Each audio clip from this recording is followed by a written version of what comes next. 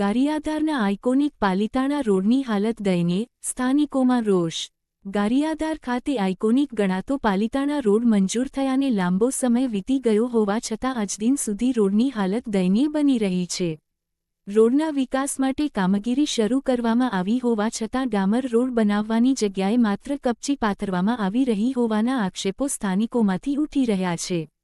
સ્થાનિકોના જણાવ્યા મુજબ રોડ ઉપર યોગ્ય ગુણવત્તાનું કામ ન થવાને કારણે વાહનચાલકોને ભારે હાલાકીનો સામનો કરવો પડી રહ્યો છે।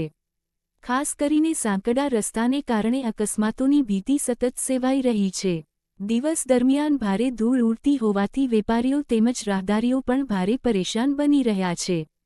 રોડ પર લગાવવામાં આવેલા ડિવાઈડરના લાઇટ પોલમાં પણ અડધીથી વધુ લાઇટો બંધ હાલતમાં જોવા મળી રહી છે, જેના કારણે રાત્રિના સમયે રોડ પર અંધકાર છવાઈ જાય છે અને અકસ્માતનો ખતરો વધી રહ્યો છે। સ્થાનિક લોકો હવે તંત્ર સામે તારહીમામ પોકારી રહ્યા છે। લોકોની માંગ છે કે પાલિતાણા રોડનું કામ ગુણવત્તાસભર રીતે અને ઝડપથી પૂર્ણ કરવામાં આવે તેમજ બંધ હાલતમાં રહેલી સ્ટ્રીટ લાઇટો તાત્કાલિક શરૂ કરવામાં આવે જેથી ગારિયાધાર શહેરની બગડતી સ્થિતિમાં સુધારો આવી શકે। કલમ ભાવનગર ન્યૂઝ રિપોર્ટર રમેશ મકવાણા, ગારિયાધાર। जी आपનું નામ? આસિફ ખેરડિયા, વિપક્ષ સદસ્ય સભ્ય અમે ત્રણેય। અત્યારે અમે આ રોડ આઇકોનિક કહેવાય ને અમે આંટો મારવા નીકળ્યા, પણ અમને એમ થઈ ગયું કે અમે હાર અને કાંઈક બીજા જ દેશમાં બીજા જ રાજ્યમાં આવીએ એવી તો કપરી પરિસ્થિતિ છે। વાયદા કર્યા હતા આઇકોનિક રોડના, પણ આ તો હદના પાર ખરાબ દર્શાવી દીધી। જે 15 લાખનો વાયદો કર્યો તો કેમ એકાઉન્ટમાં કાંઈ આવ્યું નહીં, એમ ડામરનો વાયદો કરીને અહીંયા કપચા નાખ્યા। એ કપચા પાછા કેવા કે હાર અને ઈજા વગડતા જાય આપણને, એને જ ન વાગે છે, હાથ તો એમ ન વાગે, સાઈડમાં હોય એને સટકીને વાગે।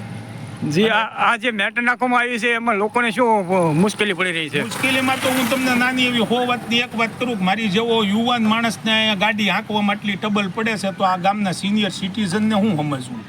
જો મારી જેવો અહીંયા હાંકે છે અને 2 ફેરી પડતા રહી જતો હોય તો 50, 55 કે 60 વર્ષનો સિનિયર સિટીઝન જે નીકળે એને તો પડવાનું એ ચોક્કસ જ છે, અને હોસ્પિટલ ભેગું થવાનું, અઠવાડિયું ખાટલો લેવાનું, એ વાત એક બે નહીં 1000% સાચી છે।